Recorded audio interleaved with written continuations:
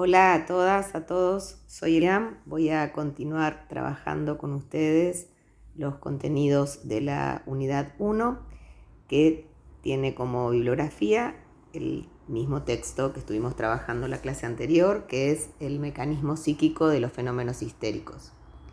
En la clase pasada nosotros ubicamos la importancia que tuvo para Freud el encuentro con Charcot y las investigaciones que éste realiza en torno a la histeria, particularmente lo que puede ubicar respecto de la histeria traumática, en las cuales aparecían parálisis espontáneas que luego Charcot, en otros pacientes que no habían pasado por una situación de trauma, recuerdan que trauma tenía en ese momento la acepción de una acción mecánica de cierta violencia sobre el cuerpo, producto de un accidente. Charcot, en otros pacientes que no habían atravesado una situación de trauma, logra producir vía la sugestión en estado de hipnosis parálisis artificiales. Habíamos llegado a la conclusión que la importancia de esto es mostrar el efecto que tienen ciertas representaciones, ciertos pensamientos en los enfermos de histeria, donde en este caso es la sugestión verbal que introduce Charcot vía la hipnosis la que produce la parálisis. Queda entonces aquí marcado la importancia de ciertas representaciones, que en este caso son puestas en juego a través de la sugestión verbal, y que en el caso de las parálisis espontáneas responden a ciertos pensamientos que el enfermo ha tenido en relación a la situación del accidente, que luego producen efectos sobre el cuerpo. Efectos tales como, por ejemplo, una parálisis aun cuando no haya ningún daño orgánico.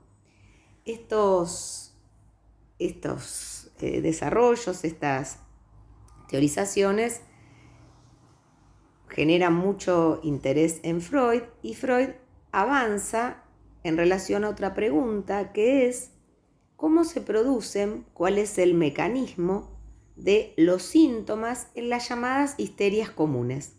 ¿A qué se llamaba histerias comunes? A histerias en las cuales había síntomas histéricos, pero no se lograba ubicar ninguna situación de trauma en su acepción de acción mecánica producto del accidente. Entonces, había histerias llamadas comunes en donde, repito, hay síntomas, pero no había habido en la historia del paciente ninguna situación relacionada con un trauma en su acepción de acción mecánica.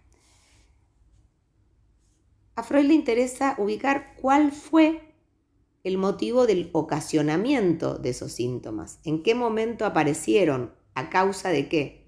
Pero se encuentra con un primer obstáculo, que es que cuando les pregunta a estos pacientes, les pide que ubiquen la situación de ocasionamiento, los pacientes dicen no recordar, no recuerdan, dicen no recordar nada, no poder ubicar nada al respecto.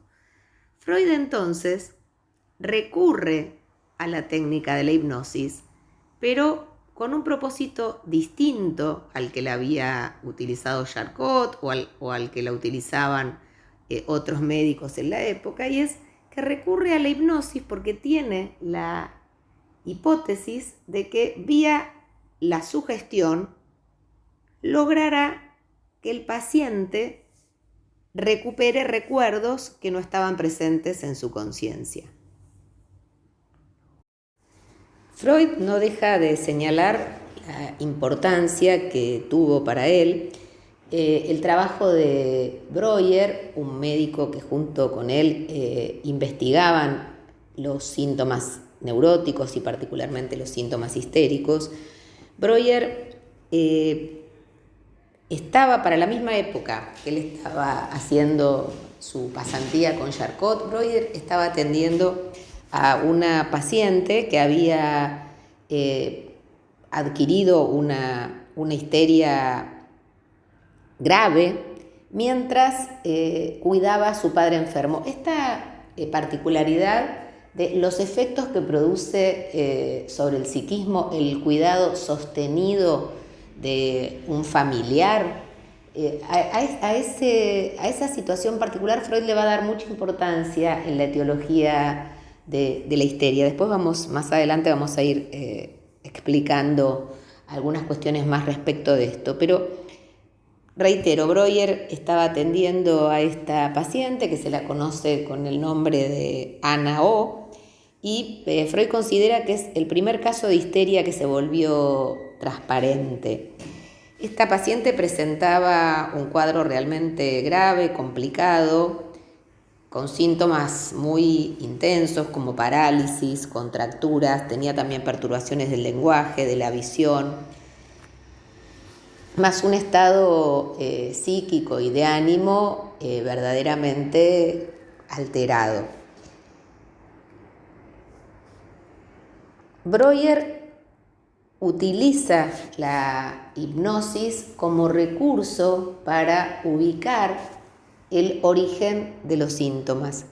De hecho, Freud muchos años después, en su presentación autobiográfica, relata la importancia de esta época y dice lo siguiente, dice: cuando Breuer la tomó a su cargo, esta paciente presentaba un variado cuadro, como dijimos, de parálisis, contracturas, inhibiciones, estados de confusión. Dice, una observación casual le permitió a Breuer discernir que era posible liberarla de esa perturbación de la conciencia, de esa perturbación de su estado anímico, si se la movía a que expresara con palabras la fantasía afectiva que en ese momento la dominaba. Entonces, lo que señala Freud es que en esa época Breuer obtuvo, a partir de aquí, un método de tratamiento. Un método de tratamiento que se denominó método catártico y que es el primer método que Freud utiliza para su práctica y que luego vamos a ver abandonará. Este método consistía en que Breuer ponía a la paciente en un estado de hipnosis profunda y le pedía, y en esto radicaba la sugestión, le pedía que contara qué era lo que oprimía su ánimo. O sea, el pedido era que contase, que recordase qué es lo que ocurría para estar en este estado de ánimo.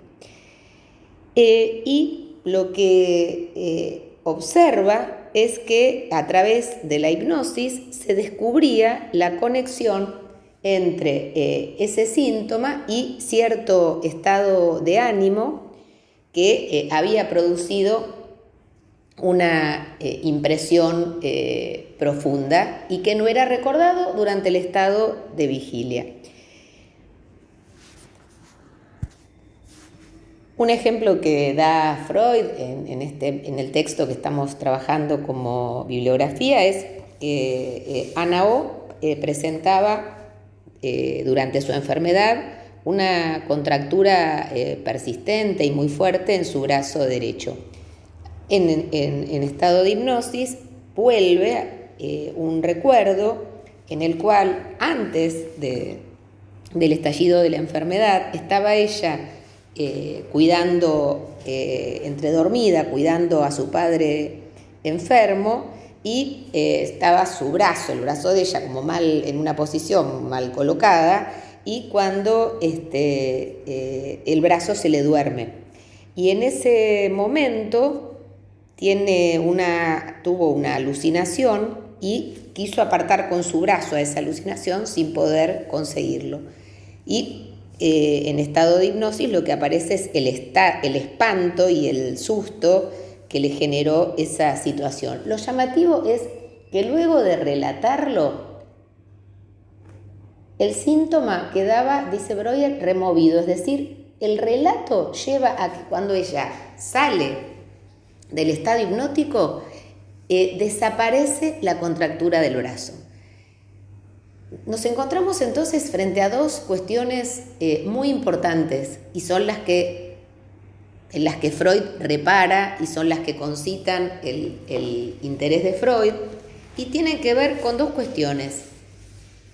Por un lado, que se encuentra con este primer obstáculo, que al intentar recuperar los recuerdos que estaban en el origen de los síntomas, los pacientes dicen no recordar nada, dicen no saber. A Freud este no saber le llama mucho la atención y ya veremos que lo vamos a retomar en otro momento.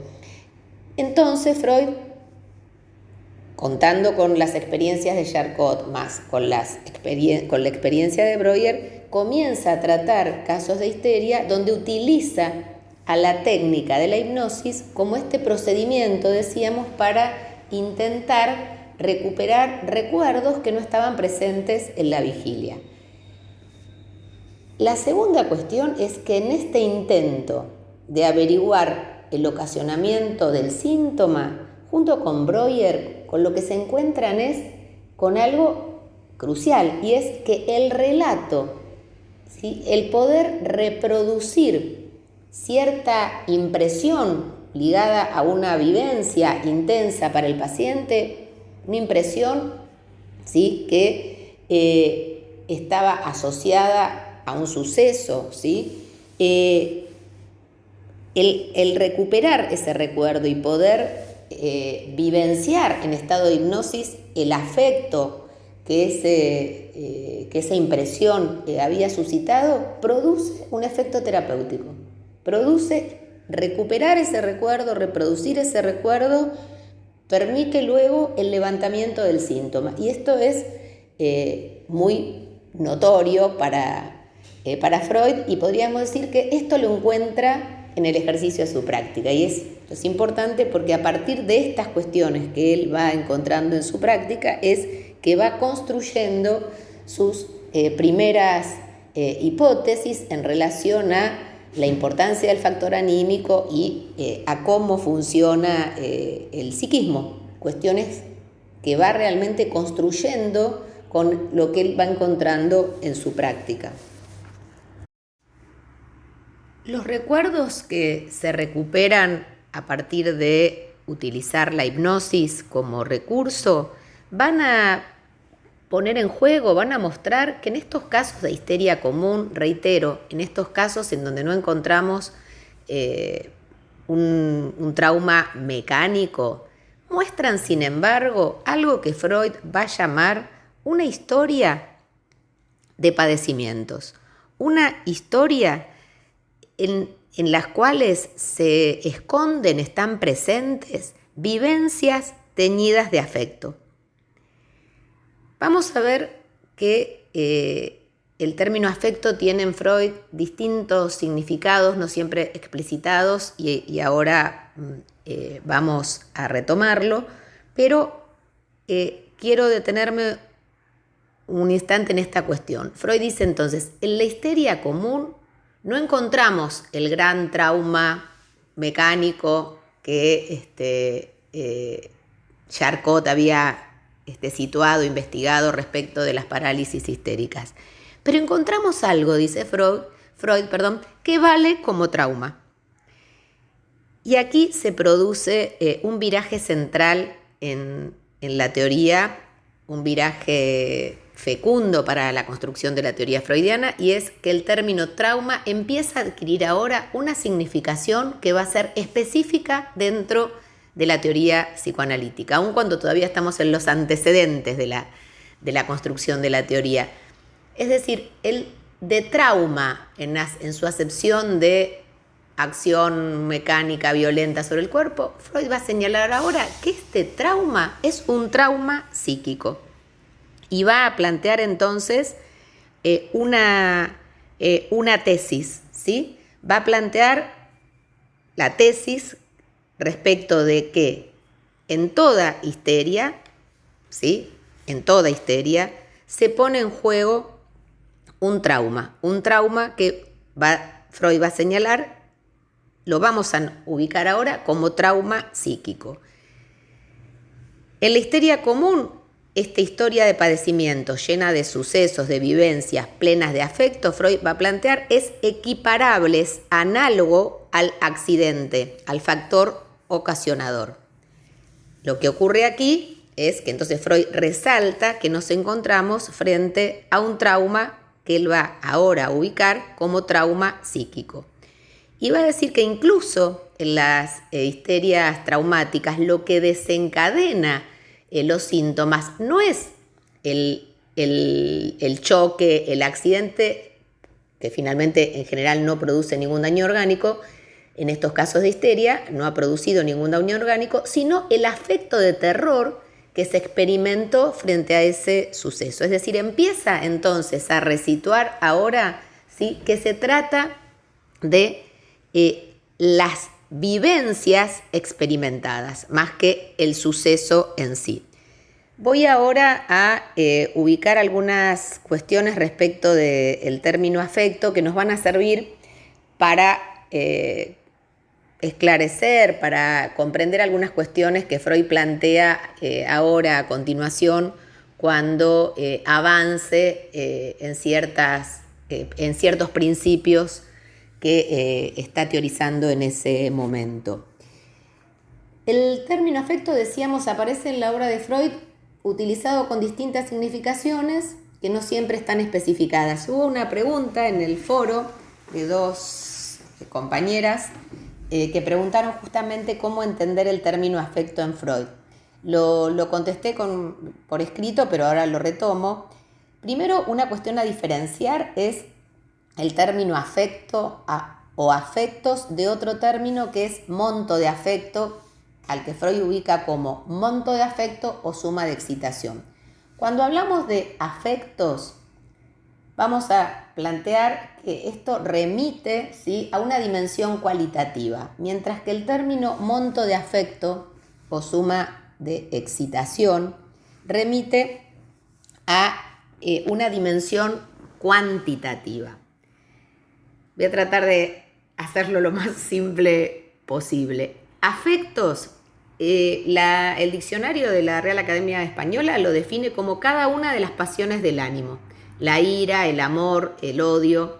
Y esta significación coincide también con el abordaje que realiza Ferrater Mora en un diccionario de filosofía muy importante, muy conocido, donde plantea que las emociones, acá él equipara el término afecto con emoción, son afectos tales como el miedo, la envidia, la alegría, el odio.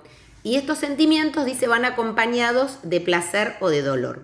Acá ya se nos aparece otra cuestión interesante, que los afectos, las emociones que experimentamos van acompañados, ¿sí?, de cierto correlato que lo experimentamos en términos de placer o de dolor.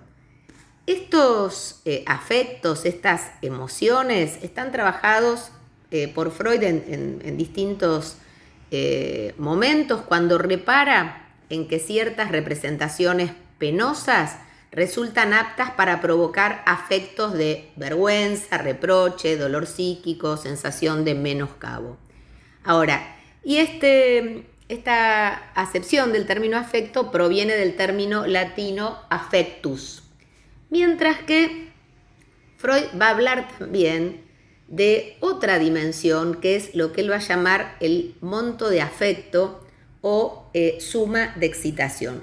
Este es un término que surge en la obra de Freud, no está presente en estos términos en otras disciplinas, este monto de afecto, pero es un término freudiano que remite a una cantidad.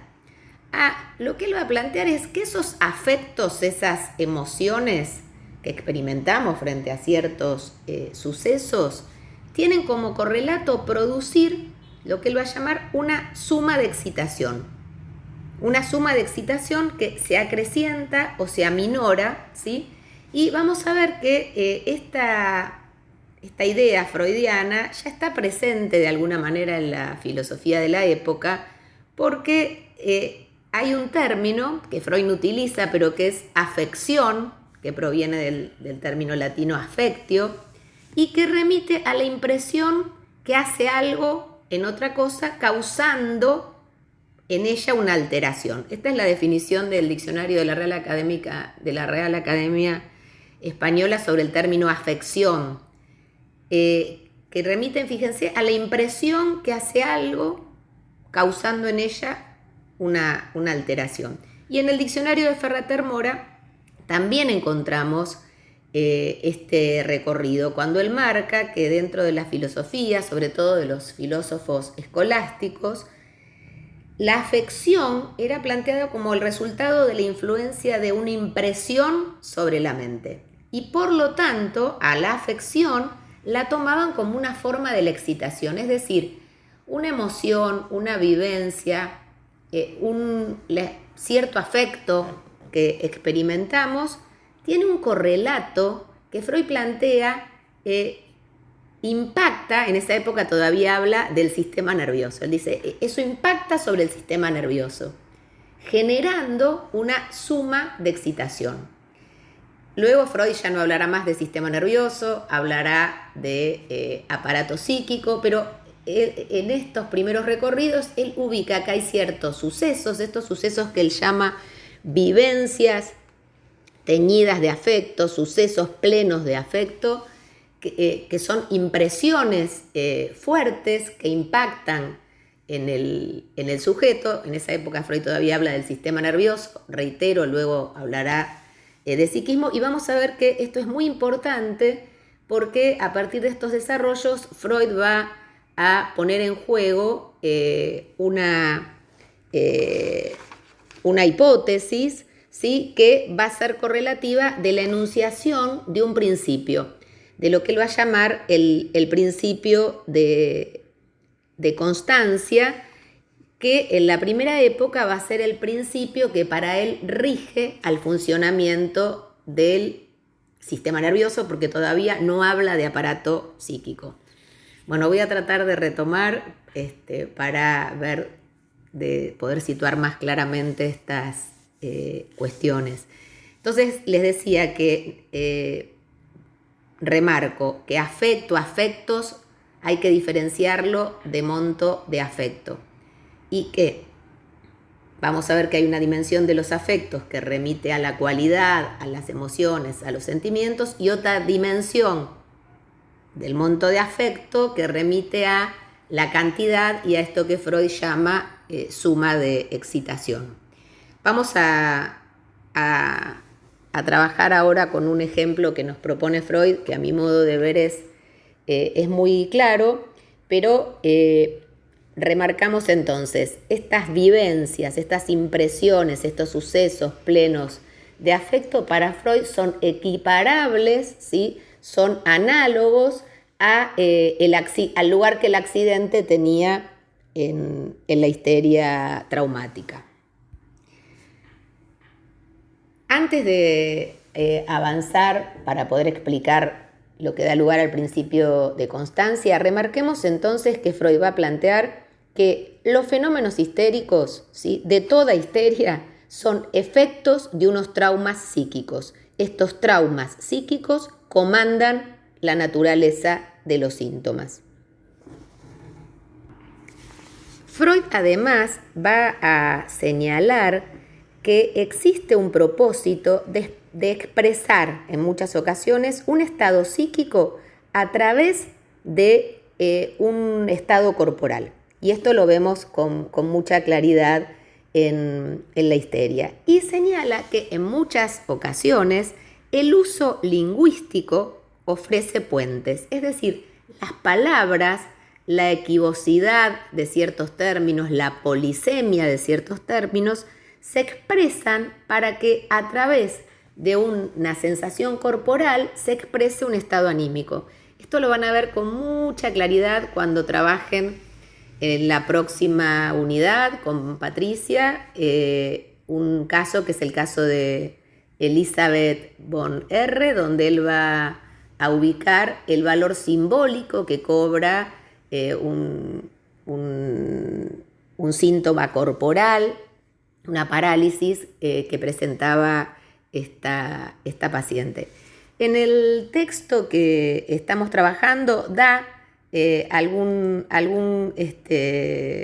otro ejemplo donde quiere mostrarnos cómo la relación entre este puente lingüístico entre un estado anímico y uno corporal. Cuenta, por ejemplo, el caso de una paciente que se quejaba de un dolor muy penetrante en la frente, específicamente entre ambos ojos, y que en el análisis y vía la hipnosis recuerda un suceso acaecido muchísimos años antes, creo que eran como 30 años antes, donde recuerda que estaba con su abuela, que era una mujer muy severa, muy enérgica, y que la encuentra en alguna actitud que a la abuela le resulta no aceptable, y esta paciente de niña ve la mirada de su abuela, que dice que la abuela la había mirado tan penetrantemente que sintió su mirada en el cerebro. Fíjense, y esto da lugar luego a un síntoma que es este dolor penetrante entre los ojos. Freud sitúa que muchas veces nos encontramos con toda una serie de sensaciones físicas que están consideradas como de origen orgánico, que en realidad tienen un origen psíquico o permiten una interpretación psíquica.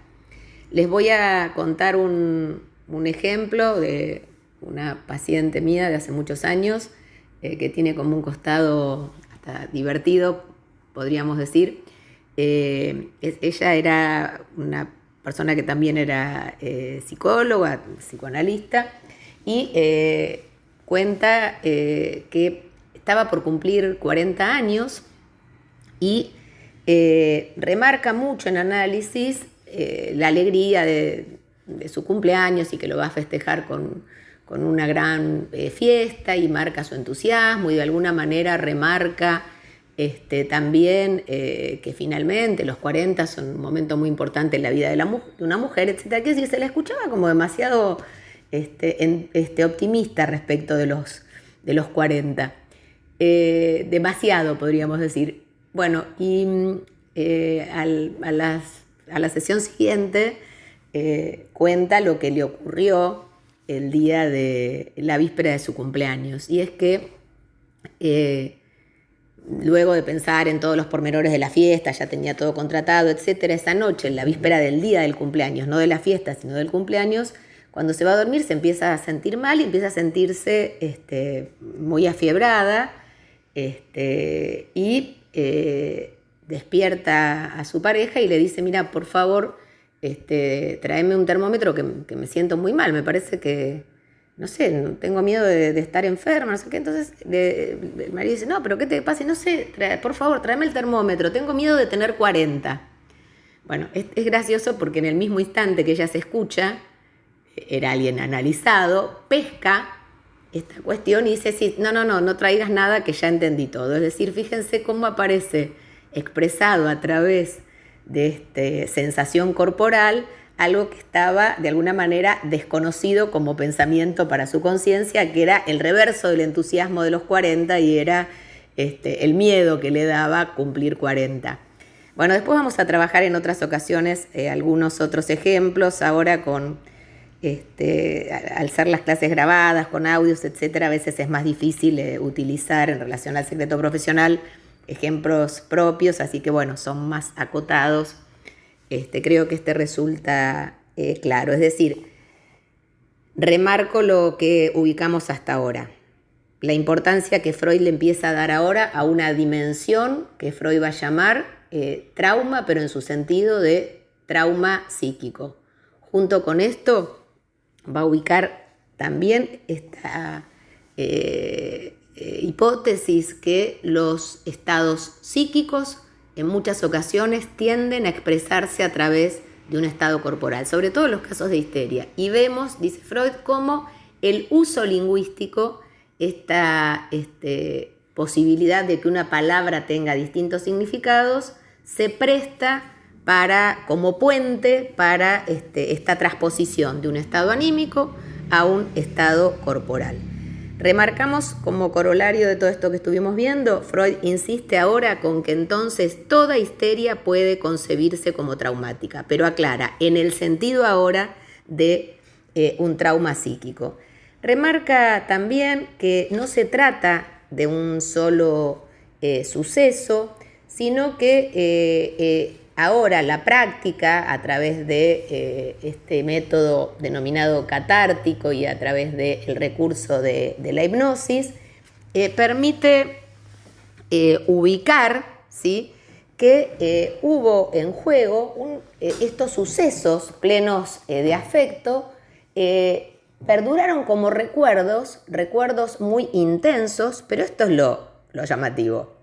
Esto después va a dar lugar a poder conceptualizar el inconsciente, se los aclaro, pero en este momento Freud todavía no lo tiene conceptualizado. Estos recuerdos plenos de afecto, ¿sí?, estaban ausentes en la vigilia, es decir, se trata de algo muy particular, de recuerdos que surgen en el estado hipnótico, no están presentes en las vigilias, pero cuando aparecen en estado de hipnosis permiten recuperar la ocasión que dio lugar al síntoma y también expresar, ¿sí?, reproducir, dice Freud, el afecto que había generado esa vivencia. Donde acá ven que afecto podemos ubicar dos cuestiones. El afecto puede haber sido, por ejemplo, vergüenza o miedo, los dos ejemplos que yo conté, pero tienen un correlato de impacto sobre la subjetividad. Freud diría de impacto sobre el sistema nervioso. Entonces, él dice, estos recuerdos desaparecen, ¿sí?, no están presentes en estado de vigilia, pero pueden ser reproducidos, recuperados vía la hipnosis. Y esto permite entonces tramitar ese monto de afecto, esa suma de excitación que en su momento no había podido ser resuelta. Ahora voy a explicar esto con más detalle. Entonces, a través de la hipnosis aparecen recuerdos que faltan en la vigilia. Permiten expresar el afecto concomitante que en su momento había quedado trabado, vamos a ver, y entonces poder expresar con palabras ese afecto tiene un efecto terapéutico. Anula el poder patógeno y permite un levantamiento del síntoma. Bueno, vamos a avanzar ahora a trabajar la tesis que da lugar luego a enunciar el principio de constancia. Debemos aclarar que antes de contarles esta tesis y el principio de constancia, que Freud estaba en esa época bastante al tanto y podríamos decir también influido por las investigaciones de ciertos fisiólogos muy importantes de la época, entre ellos los de la escuela de Helmholtz, y que era un investigador muy importante de esa época, y Freud toma una idea que tiene que ver con pensar que en todo organismo hay un polo perceptivo y un polo motor, y que nosotros recibimos los estímulos a través del polo perceptivo y los descargamos, los tramitamos a través del polo motor. Esto es válido para todo organismo y también es válido para los seres humanos. Lo que Freud plantea es que esos estímulos que llegan al polo perceptivo son captados e impactan sobre nuestro sistema nervioso, y que los estímulos que percibimos, ¿sí?, generan cierta modificación en el equilibrio, en la homeostasis del sujeto, y que entonces el impacto de esos estímulos, Freud va a plantear que acrecienta, ¿sí?,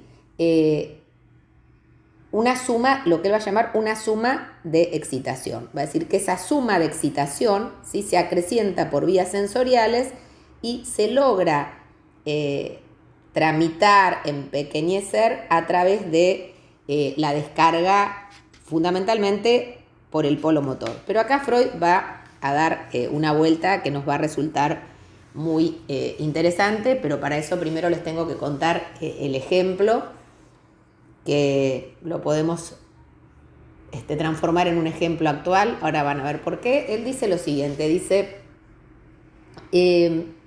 antes del ejemplo les digo, entonces remarcamos esto, ¿no? Si un ser humano experimenta una impresión psíquica en su sistema nervioso, se acrecienta algo que por el momento lo va a llamar suma de excitación. Y la conjetura que tiene es que para conservar la salud, en todo individuo existe una tendencia a intentar empequeñecer esa suma de excitación que se acrecentó efecto de cierta impresión psíquica.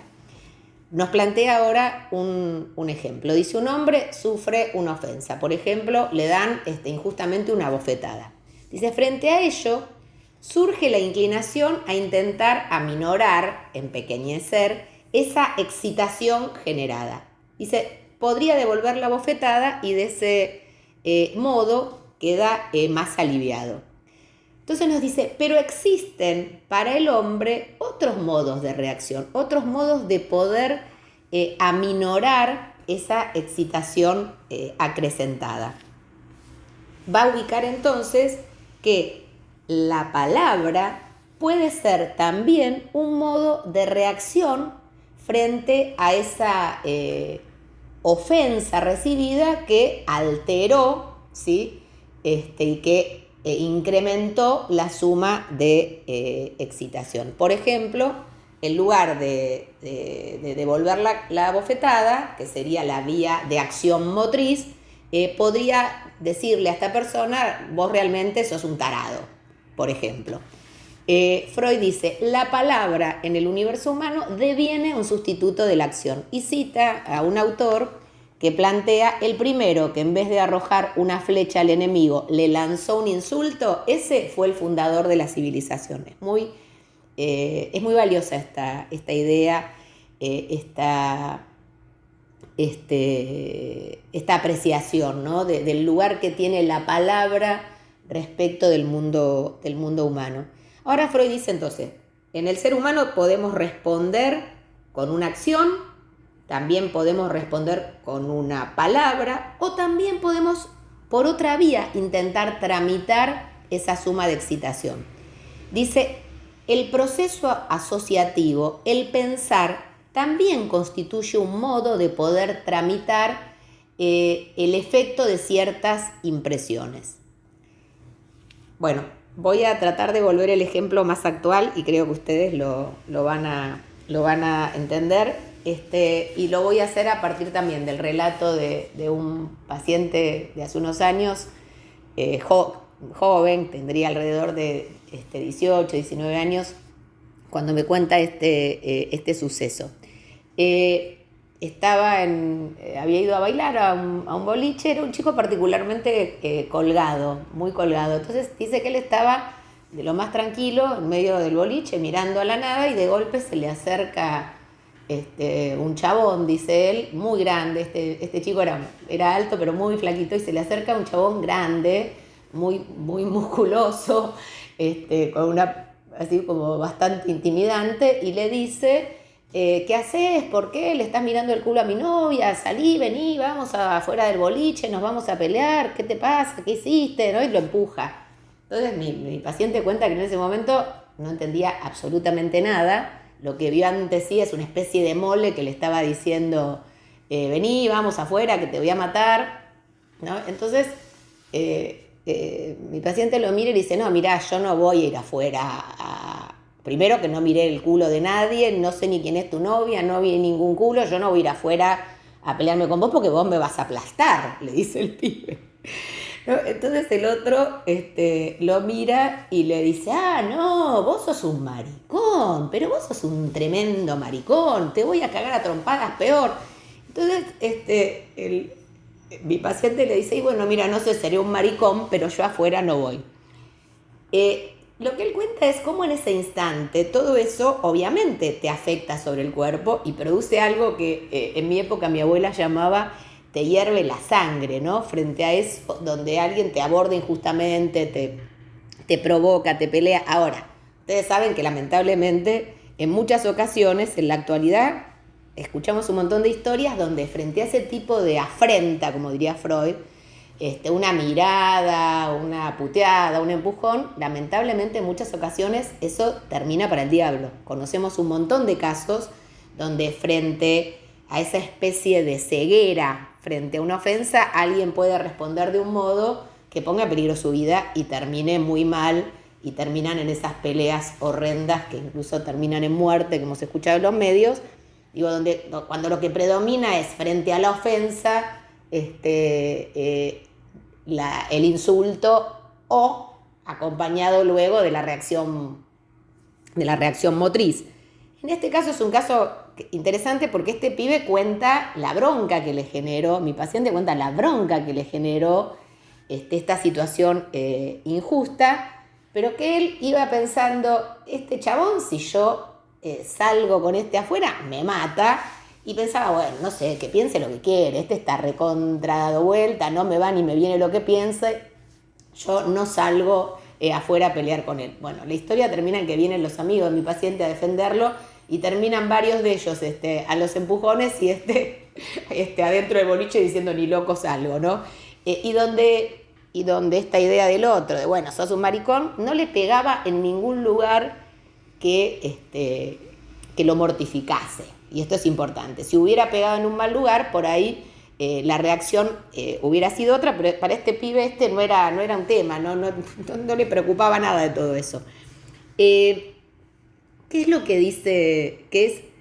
Lo que dice Freud? Dice, entonces, el proceso asociativo, ¿sí? El pensar es un modo de tramitar esa impresión, ese afecto despertado, que en este caso sería de injusticia, de temor, ¿sí? Y permite que algo de eso se tramite, se elabore cuando la persona evoca en su interior representaciones sobre su propia dignidad en contraposición a la dignidad del ofensor. En este caso mi paciente me dice, este tipo está redado vuelta, es un pelotudo, no me va ni me viene, que piense lo que quiera. Freud dice, si un ofendido no puede devolver la afrenta, ni dando una bofetada, ni dando ni un insulto, ni tampoco lo puede procesar asociativamente, esto puede llevar, ¿sí?, a que valga como un suceso traumático. Dice, una afrenta de vuelta, aunque sea solo de palabra, se tramita, se recuerda de otro modo que si uno la tuvo que tolerar calladamente sin encontrar un modo de procesar eso. Dice, es característico que la lengua llame mortificación a ese padecer tolerado calladamente.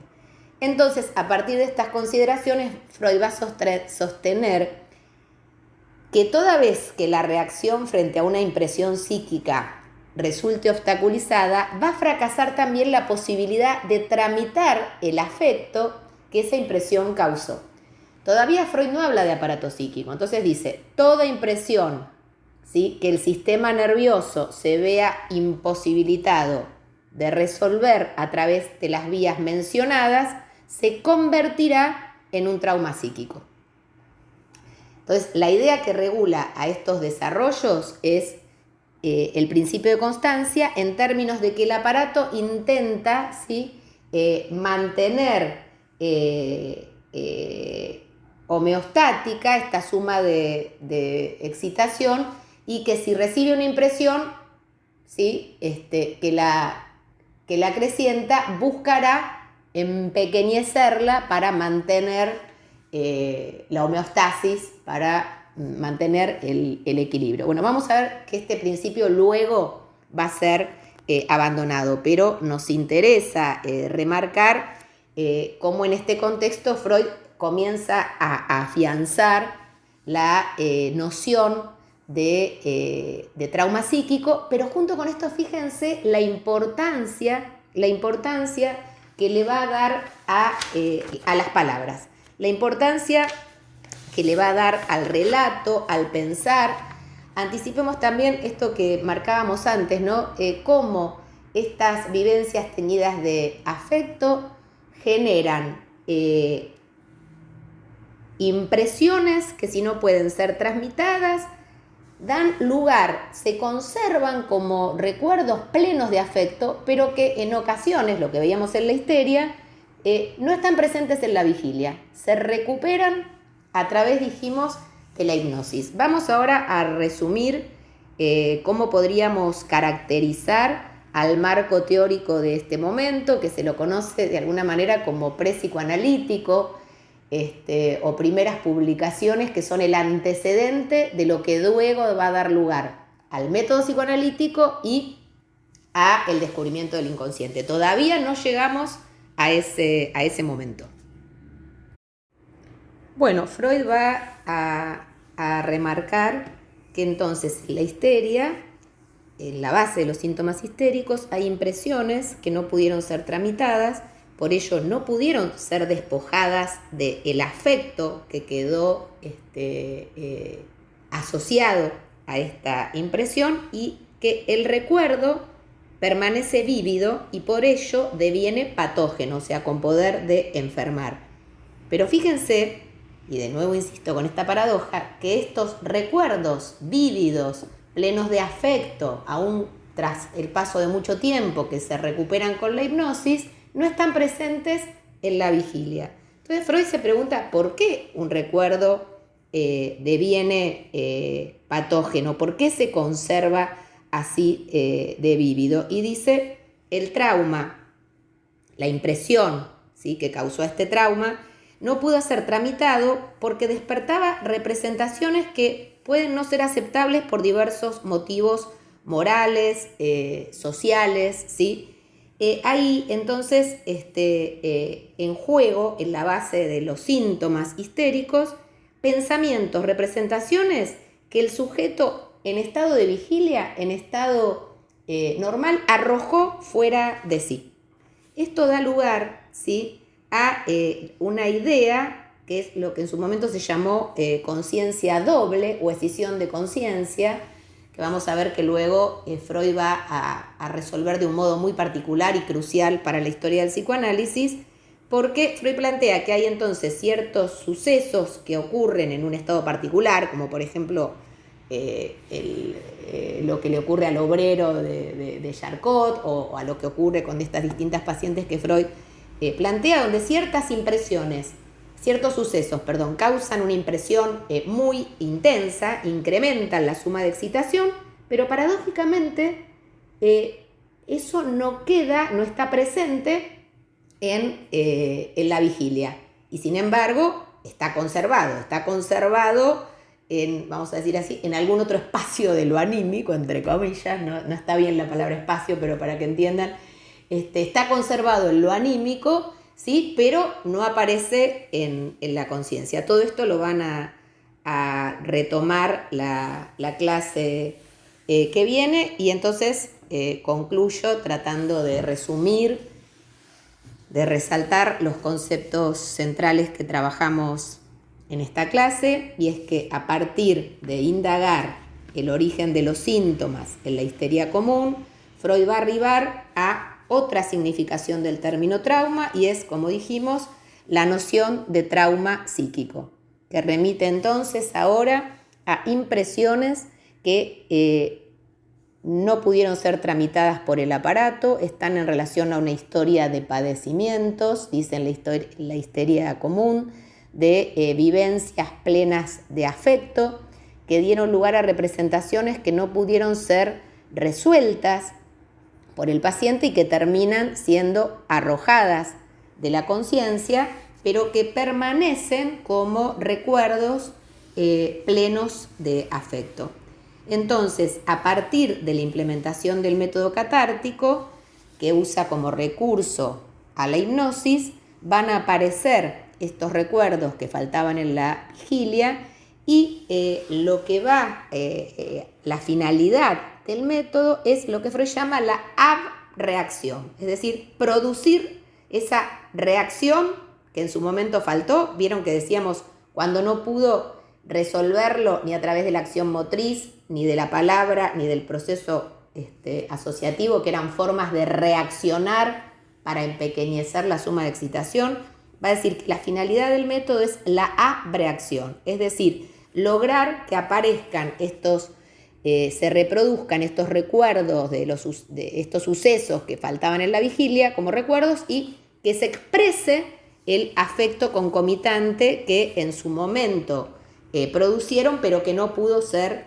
expresado, puesto en palabras. Se anula así, dice Freud, el poder patógeno, ¿sí?, de estos recuerdos y se produce un levantamiento del síntoma.